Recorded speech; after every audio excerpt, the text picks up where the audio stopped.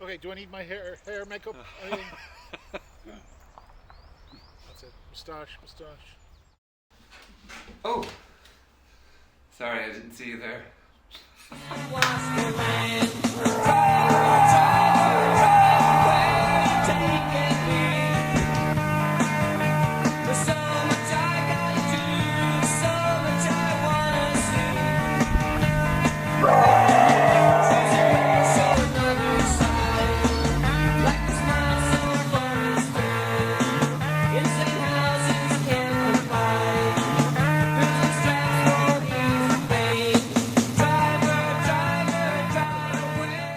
Hi, this is podcast number 3. See, I can walk and talk at the same time. It's great. With Bill O.D. Bill is a mycophagist, which means he is interested in mushrooms from an edible perspective. Bill knows a huge amount about the area of mushrooms, which I just find absolutely fascinating. It's kind of like an endless world, and once you scrape the surface of it, you realise how little we know about this enormous area. We originally scheduled it for Zoom, and then signal wasn't great, and we got to get out into the forests, which was lovely. Bill has a website called mushroomstuff.com, and on there you can find out all about foraging, about mushrooms, about foraging courses and classes that he does, and some useful information on mushrooms. He's on Facebook, and I put all the links below. All right, hope you enjoy it. Thanks. Yeah, you were thinking of walking around the woods or something? Well, I still think it could be. I still think that could be a really good thing to do. I just think it brings it to life more, you know. Yeah. And Listen to the bird song and.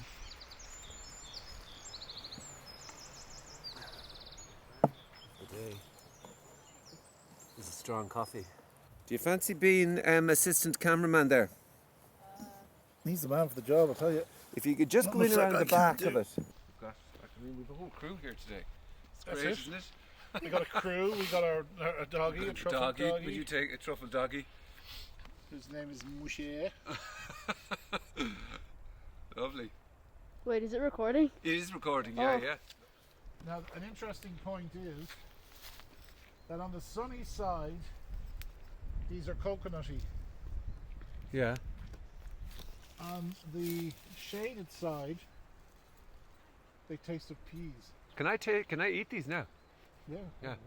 I actually can't get over the smell. The smell is magnificent. Isn't it beautiful? Yeah. What are the chances of you finding truffles?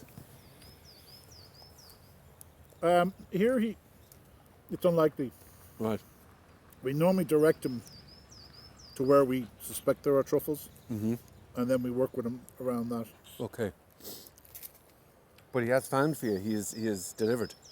Oh yeah, Wow. yeah. It's not difficult to teach a dog if it's a biddable dog, like if it's a responsive dog, Okay. which usually means if you've got a good human, you can train a dog. Right. It's not difficult. But it's a particular type of dog, is it? No. No. So my golden retriever? Yeah. Right. Wow. That dog is that's a rescue dog from Ash. Oh, wow. And you trained him to Yeah. get truffles. That's amazing. Yeah. Trying to drive the car as well, but he hasn't got a license. Yeah, so what this is about is my overall plan is to talk to 30 people for 30 minutes about something that they're really interested in or some passion. Yours is mushrooms and mushroom foraging. How the hell did you get into that?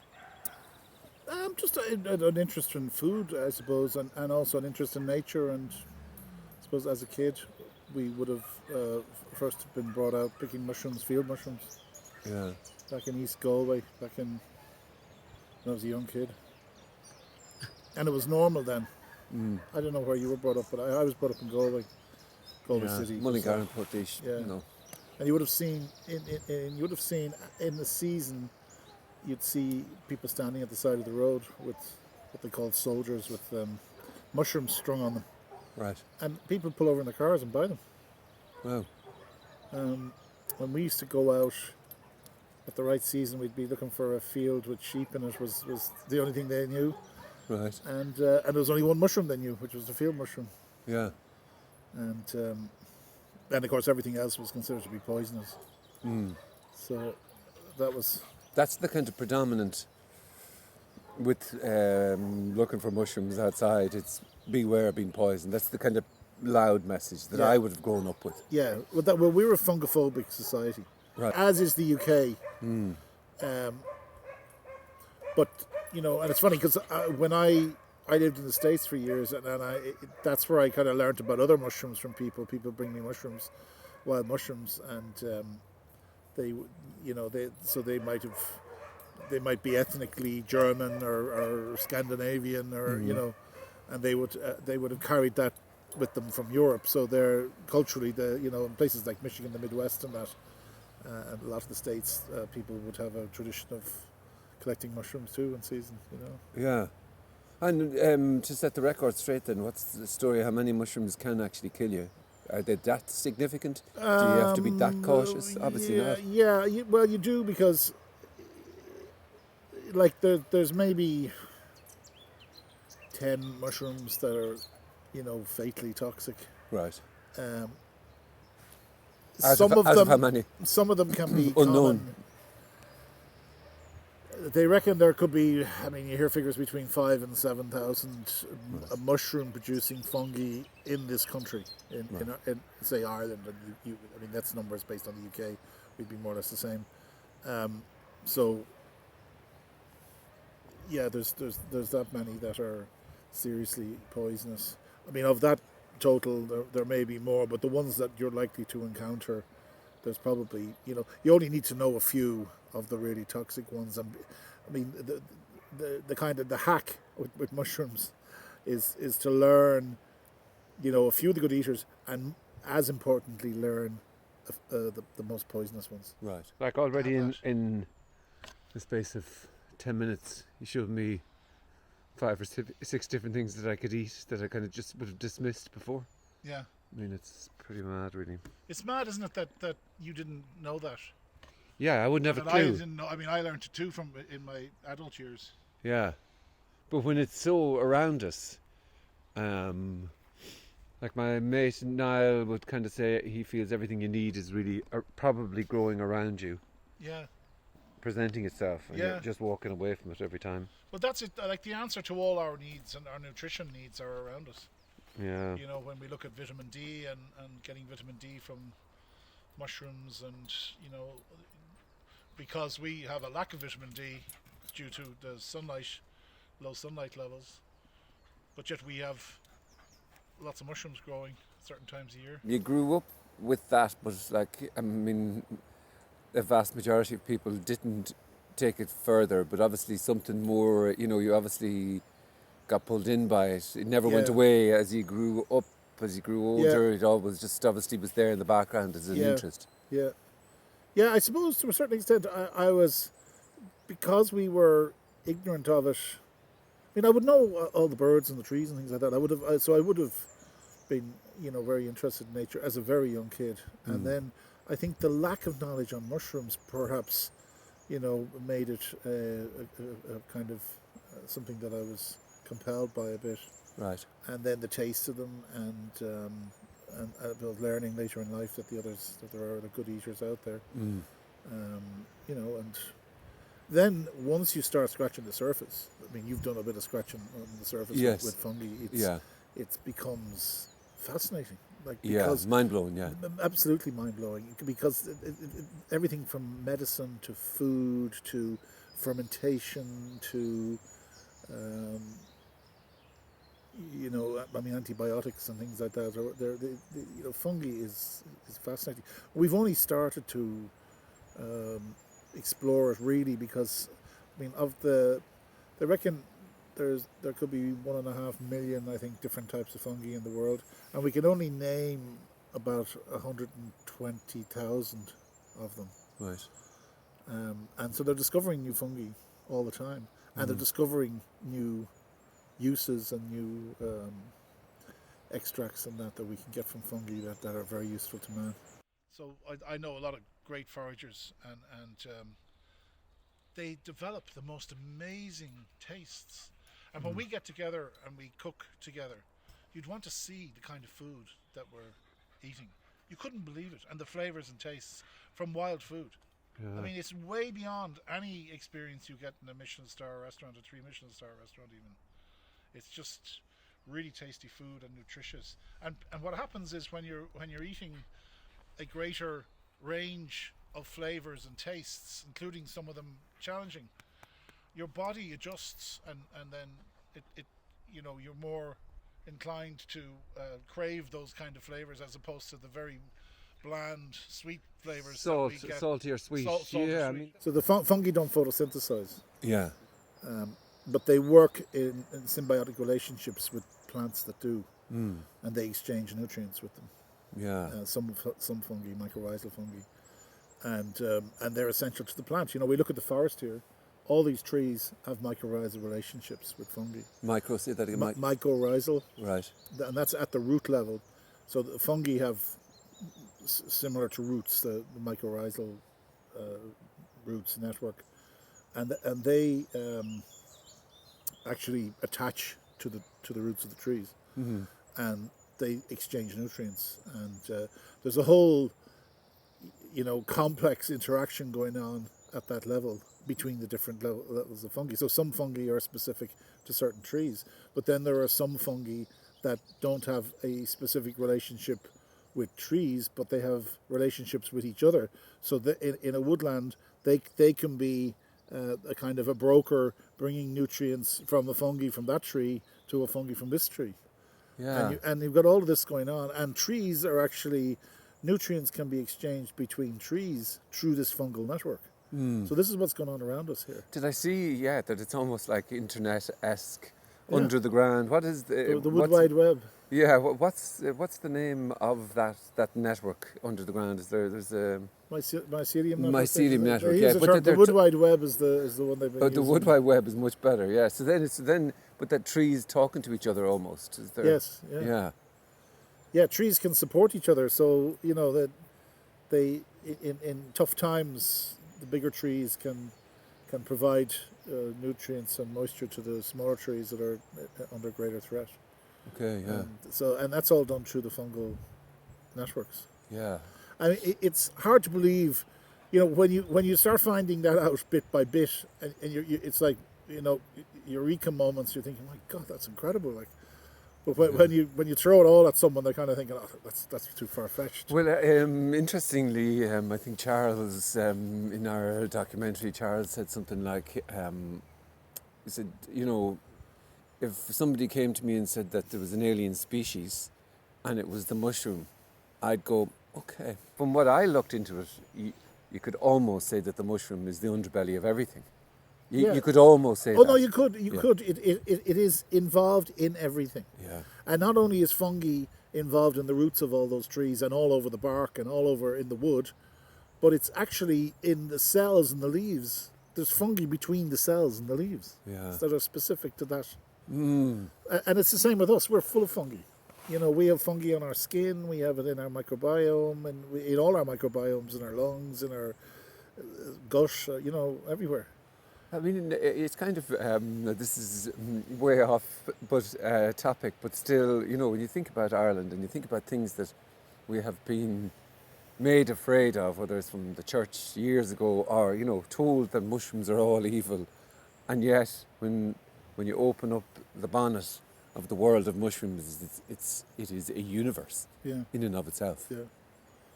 Yeah, that's, and to me, I think the beauty of whetting someone's interest in mushrooms and fungi, and largely what we do is around food and foraging and that.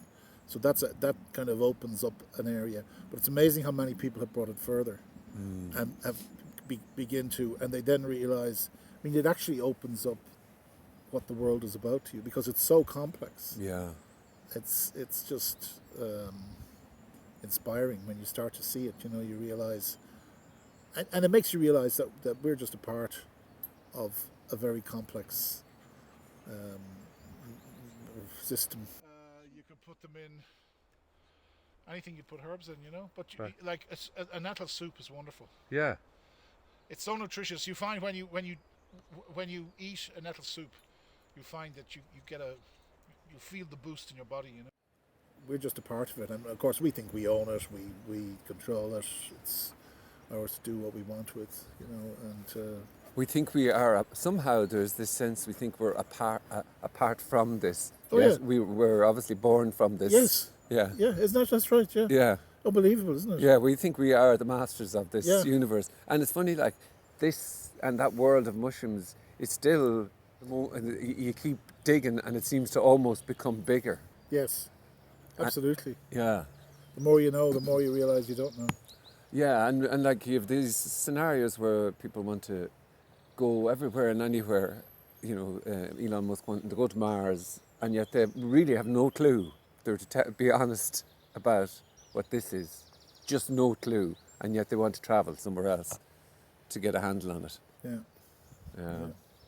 No, I mean, Well, no clue. They realise that, it's inevitable what we're doing to this planet is... Yeah, well, okay, they're doing a bit of hedging their bets. Well, Yeah. whether it's the common consciousness, does, a pathogen that's contagious, is it aware that it's going to, that the whatever it's on is going to die because of it? No. Or is it, so maybe we're like that, we're striving for space travel so we can get out there and infect more planets. Well, I remember saying that once. That if there is a virus, we're the virus. Yeah. But then I remember thinking, well, obviously, if the Earth from which we came wanted rid of us, they just sneeze us out. But we are being, that's yet to happen, perhaps, Yeah. But we've only been on this planet for a very short time. Yeah. And if you think about it, what would happen, say, if we lost insects on this planet, or say we lost the bees? Everyone's aware of that, the nice little furry bees. Of course, no one cares about wasps, which are just as important. I didn't realise that. There you go, you see, yeah. It's all about the lovely bees, but the poor old wasps. It's all PR. Wasps get bad PR. Yeah. And so what would happen if we lost, say, the bees? Everyone knows, well, we couldn't live because a lot of our plants wouldn't be pollinated and all that. What would happen if we lost, say, animals on the planet, or we lost the fish in the sea, or that kind of stuff? Yeah. And the answer to those things is, is that, we would be in big trouble. Yeah. Catastrophic, it seems. Catastrophic trouble. Yeah. Yeah. Terminal trouble, I suppose, as a species. What would happen if humans were wiped out on the planet? Well, the trees wouldn't give a shit, that's for sure. And half the time, you'd expect the forests should be packed, really, but they're not. So, excuse me for being speciesist here. No. Someone's going to say, well, hold on a minute. Humans have just as much a right. yeah. So obviously then, at a certain time, when did you kind of take the interest and the curiosity for nature? You brought it a little bit further than your own interest. You brought it onto the website. When did you create your own website? Probably 20 years ago. 20 years ago, right, wow, okay, yeah. And you must have seen then, has the interest in the area grown and grown in recent times? Yeah, it has. And funny, in the pandemic world, it's grown even more. Okay. Because people have changed their priorities, and I suppose they've more time to look around, and they getting out in nature seems to be more important to people. Mm. So it's grown even more. So yeah, in that period, it seems to have accelerated. Yeah. But as people learn about food as well, and as we become more cosmopolitan. When I was a child, the idea of eating porcini mushrooms or something like that would be shocking to most people. They wouldn't. In Ireland, should be. Sure, somebody said, we didn't even have coriander. No, exactly. Yeah. Yeah. We just had a bit of salt, maybe, if we were lucky. Yeah. Which sounds like, we were deprived. But, in the scheme of the enormity of food, probably were a little in Ireland. Well, like, yeah. So we've expanded our. I don't know why that is, by the way, because we go to, like, we go to Turkey and Spain and Italy and France and Lithuania and other countries to festivals, to mushroom festivals, right. and they have a great cuisine, like peasant people, the poorest of people, have great Yeah. cuisine, great food.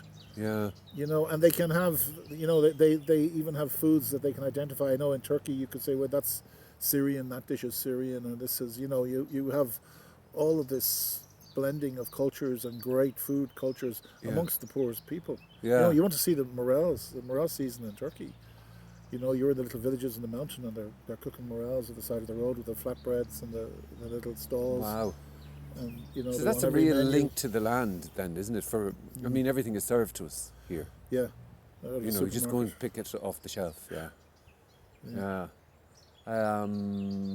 Yeah. So I don't know how we evolved differently to others. It may be to do with the famine. I don't know. Possibly to do with the famine. Do you think, you hear people saying that we've totally lost touch with the land Yeah. and how we operate? Yeah. Do you think?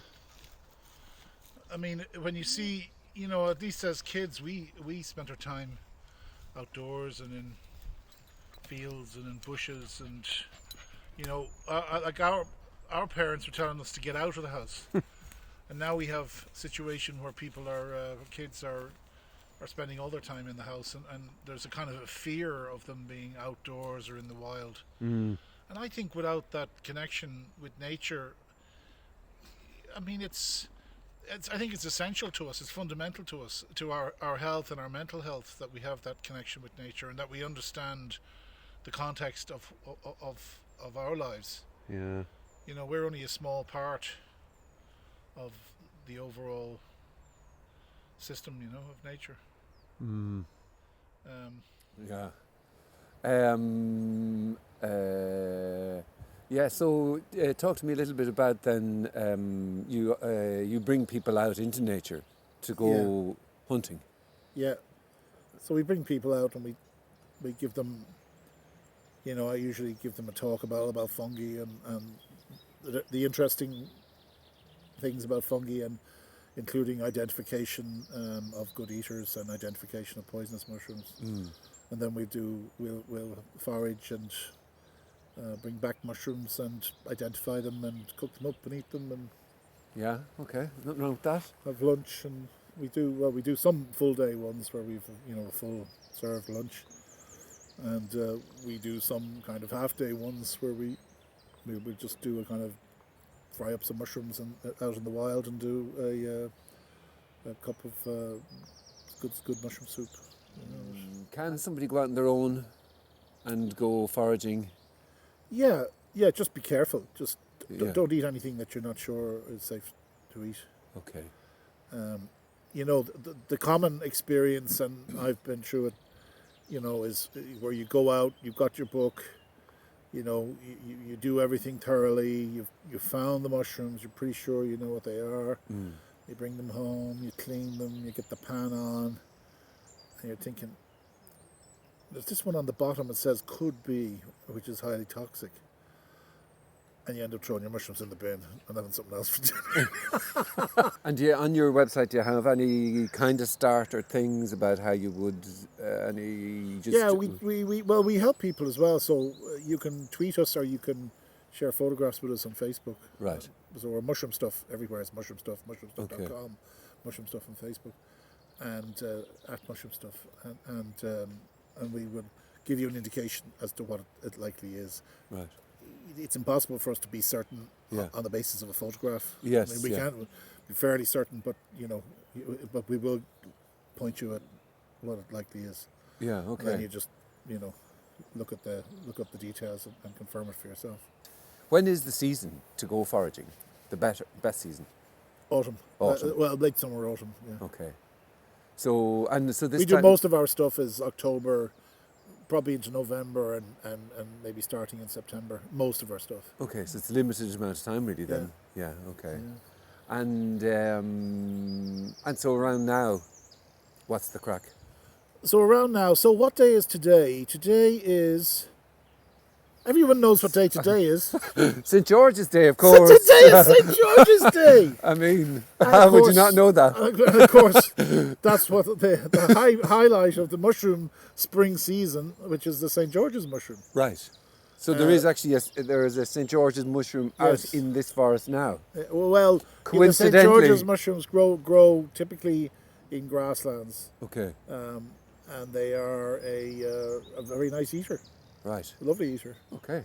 Lovely. And they're quite a substantial mushroom. You see them growing in grass. They're kind of a buff-coloured mushroom, and and the other thing that's growing right now are morels, Right. which are a little bit harder to find. If you're looking for morels, I'll give you a trick for finding morels. Go to Aldi. Aldi. Yeah, and when you get out of your car, start looking around the mulch. Right. They grow in mulch. In mulch. And Okay. whatever, and this is the same in the UK, by the way.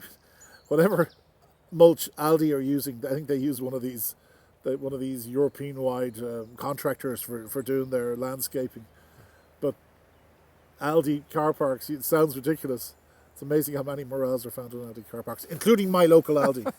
And nobody in a million years. By the way, would even I think- have no commercial incentive for saying that I'm not in any way Yeah, associated this with is, that. this is sponsored by Aldi. They're paying us a fortune to do this. That'd be lovely. What was I I'm going sure Lidl have just as good morels, but they don't. Aldi do.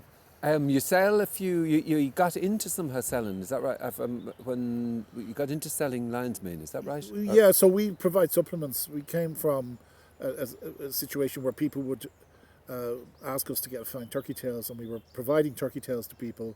And at the time, then we kind of realised why. It was to do with serious illness and cancer and certain cancers, and but we couldn't keep continuity of supply. Yeah. So we then developed a supplement with the partner. So you were actually that's- getting turkey tails in the forests, Yeah. getting out and about, right? Yeah. Okay.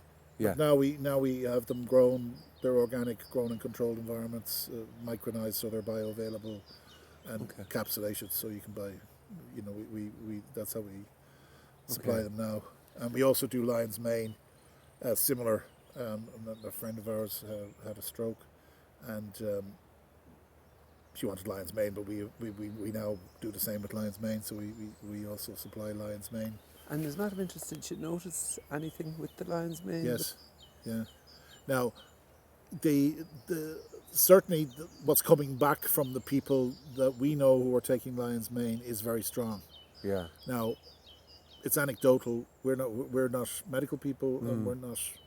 You know, these aren't controlled situations, obviously, but people swear by them. Yeah. Yeah. Seems to be. Well, there seems to be a huge. I can say it, but there seems to be a huge amount of evidence about lion's mane, and obviously in Ireland, if you're promoting anything, you can't really get with supplements. You can't get away with saying anything. But there is a lot of evidence about lion's mane for neurogenesis and things like that. But I think I like anything that's zero risk and high potential reward. So it's that's why something like that is worth investigating for yourself. I think. Yeah, Yeah. yeah, you're right. That's why that's why I'm qualifying myself, because we're not allowed to promote them as being in any way beneficial. Yeah. You know, which is ironic because when you look at medicine and in general, it's there's all kinds of medicines that do all kinds of damage to people, and you're allowed to Yeah. promote those as being medically beneficial. Well, God forbid it be freely available in the wilds. Yeah. Yeah. Lots of people who are using our lion's mane are reporting all kinds of benefits, including people with strokes, MS, and other neurological problems. Yes. There's a lot of research available online, so anyone who's interested in looking into it, there is a lot of stuff on the internet and medical studies. Yeah. So. Like I know someone. Well, examples. She texted me, "Do you have lion's mane?" She drops by the house to get it, and I said, "Yeah." And I kind of texted her back and said, "Are you finding it beneficial?" And she said, a month ago she said I wouldn't have been able to text you by text. Right. Wow. and she puts that down to lion's mane. Yeah. So I believe in it, but I'm not allowed to say that it works.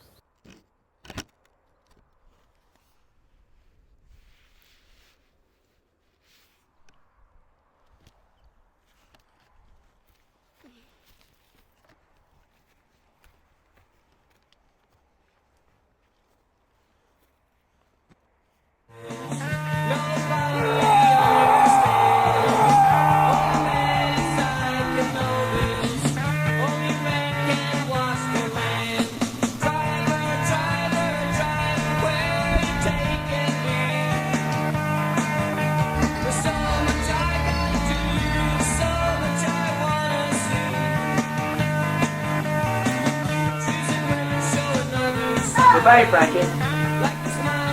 Frank, Frank, come on, man.